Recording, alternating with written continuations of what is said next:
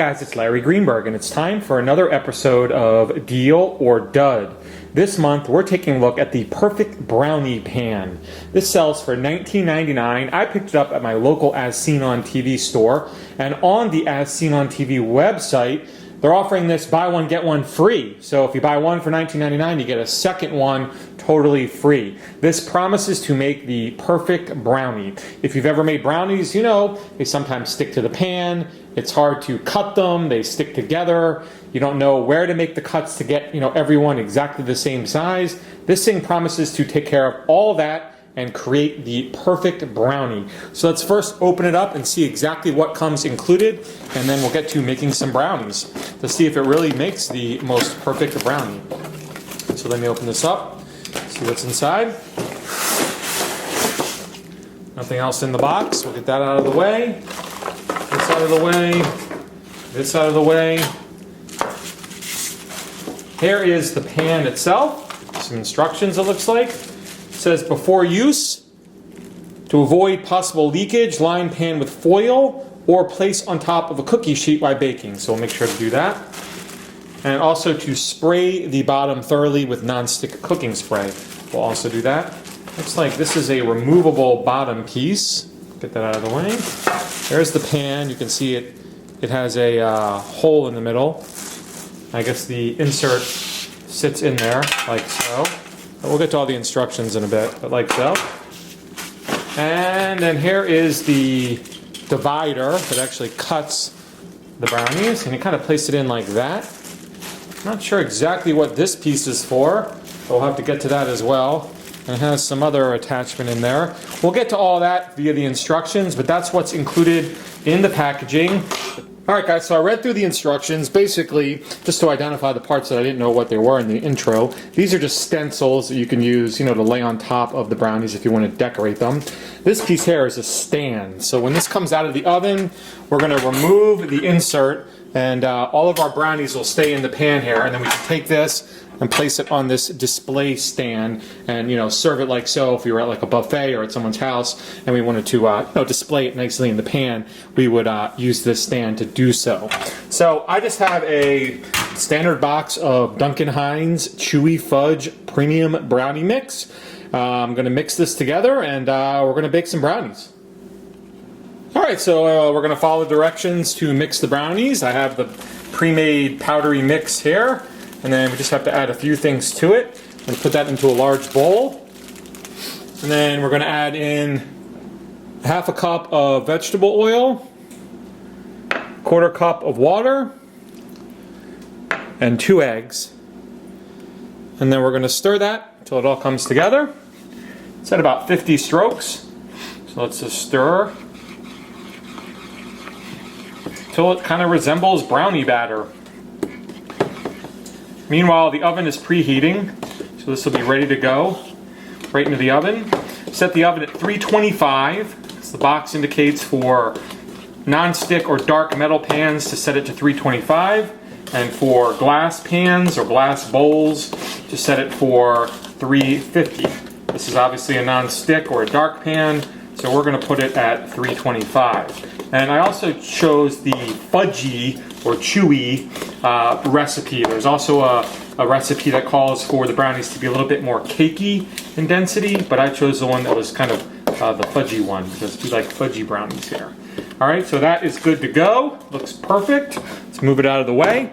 Next step is to spray the entire inside of the pan with non-stick spray. I'm going to place it on a cookie sheet. Remember, it said to either place foil over the insert or to place it on a cookie sheet. I'm just going to put it on a cookie sheet, and we're going to spray the inside with non-stick spray. Don't want our perfect brownies sticking. Pretty liberal spray job there. And then we're going to pour it in. Got a spatula here to help me get all of the mix into the pan, but we're going to pour it all in. Get every last drop in here, as much as we can anyway. It smells good. Smells chocolatey.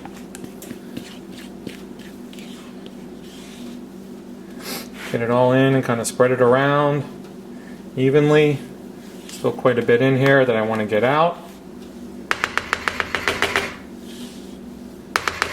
Rubber spatula works great for this. scraping the inside and getting everything out. You just heard the oven preheat behind me. It's all ready to go. Perfect timing. That was that beeping noise. And that should be about it. Good. Let's get the bowl out of the way.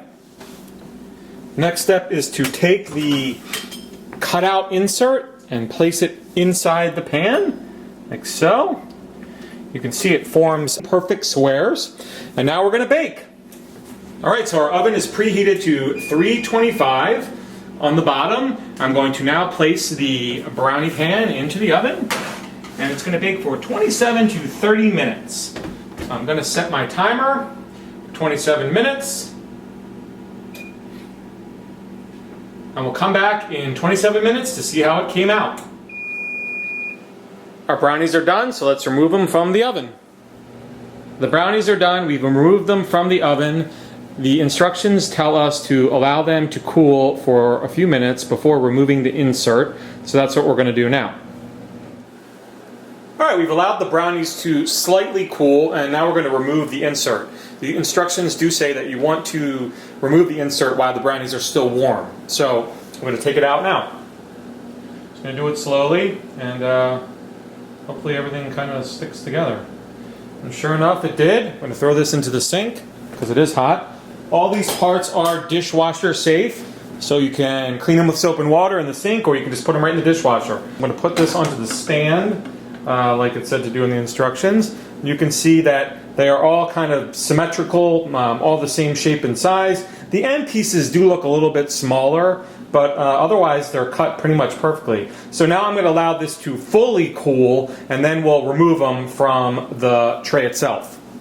Alright, so the brownies should have now cooled enough that we can remove them from the pan. And I've just got a knife here because, you know, getting the first one out is never easy with any of this type of stuff. So I'm just going to use the knife just to get the first one out, and then I'll just continue to use it to kind of slide each one out. They are still pretty warm, so I'm kind of being gentle with them, but you can see they're coming out quite nicely.